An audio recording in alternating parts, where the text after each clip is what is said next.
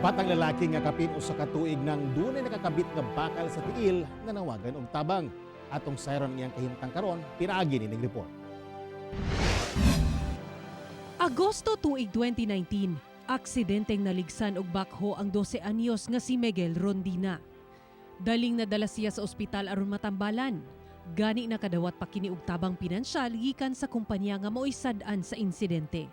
Apan Pebrero tuig 2020, panahong ipatanggal na unta ang bakal nga nakakabit sa tuong tiil ni Miguel, dili na makontak ang maong kumpanya. Wala na pud ko kakuan kay pugoy kwarta, so diri na lang pud mi sa balay, wala na ko nagapalo-up sa iyang kuan kay COVID mo pud tugod nga time na.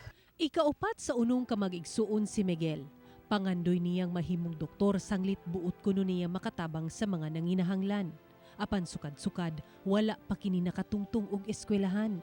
Na siya ugali ba nga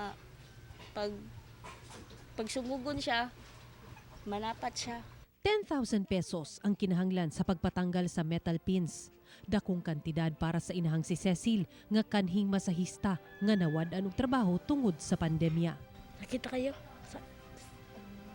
Hangyan ta ko nga, ngayon ta ko tabang para sa kuan sa akong anak, nga unta matanggal na. Kung namoy kinasing-kasing nga makatabang para iano saya ha, andam ko nga madawat. Sa mga boat mohatag og tabang, mamahimong i-contact kini nga mga numero.